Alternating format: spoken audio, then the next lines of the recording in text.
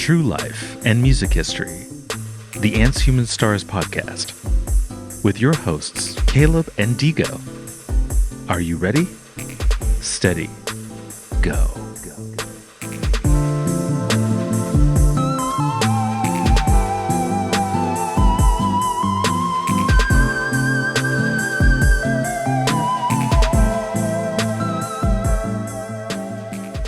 What is the first thing you notice about a person? What the fuck? Yeah, that's it. What's the first thing I noticed about Here are 8 of the best questions to ask according to Google. Yeah, what is the first thing you notice about a person? Or face? Next. Face? Yeah. But I took that as like, yeah, you notice. Yeah. Anyways, maybe I was thinking different. Like, I always look at people's. But that's like me. So I always like. Yeah, of course you notice people's face, but then I always go look at a person's hands. Why is that so funny? I'm serious. I do take a look at them hands. Let me take a look at them hands. Look, that can tell you a lot about a person. I'm not about these hands. No, seriously. Like, especially if it's like a guy, like I'm like, ew, you got dirty fingernails. That's nasty.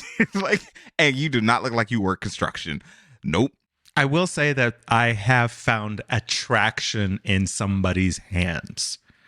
You know, because they're like big and manly and it like there's I mean it's not like I don't think it equates to like a foot fetish or anything, but you see the hands and it's just another symbol of their like masculinity. And well, that's the thing. Yeah, I need a strong hand. You can't have hands smaller than me, and I got big hands. You can't.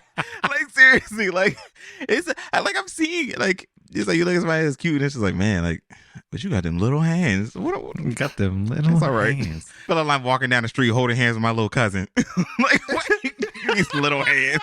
Like, No, but have you seen those videos where these kids, I don't know why, I think it's a trend, they're like getting these little plastic hands and they're like putting them on as if they're real hands. Like they got a long sleeve shirt on, and they're sticking out through these little yeah. I saw this one video. Oh, I loved it. It was a daughter helping her mom mold some dough, and she got her little hands holding the dough, and it just says on the video, she never noticed. Okay, all right. Next question. If you could have lunch with one person, dead or alive, who would it be? Actually, no, we're going to make this a 2-part question. So if you could have lunch with one person alive, who would it be? And then if you could have lunch with someone dead, who would it be? And go. Let's see. I would go with somebody really funny. Maybe a comedian. Yeah, a comedian. Yeah, a comedian. I can't think of one right now that I settle on, but a comedian. Maybe Hannibal Buress, maybe Seinfeld, maybe yeah, one of those.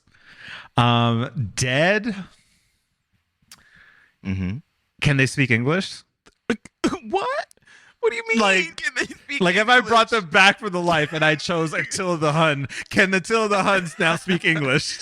And you know what? Anything's possible because the fact that, yeah, we're talking about talking to dead people. So yes, anything is possible. Then a pharaoh. I want to know about the whole situation. Yeah, that'd be interesting to know. Interesting. That's good. A pharaoh and Hannibal Buress. I know, right?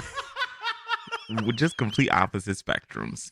Actually, no. Let's go with a pharaoh and Jerry Seinfeld. So it's like a pharaoh and a Jew. I can't. I cannot. I can't.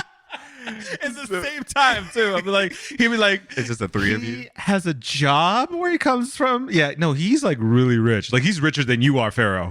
You're like, what? Oh,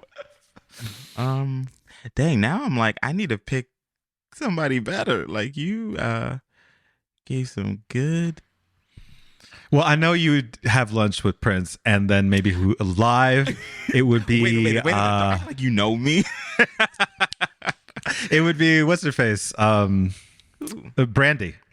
No. Actually, I would because I mean I would. That's something I'd. But if I had to choose, like they're like, look, you about to die tomorrow. You got 2 people. Who's it gonna be? Like that wouldn't be my I go to. I love Brandy. Thankfully, I've met her though already. So, but I would, eventually one day like talk to her. What But about no, Lauryn Hill? honest, you know what?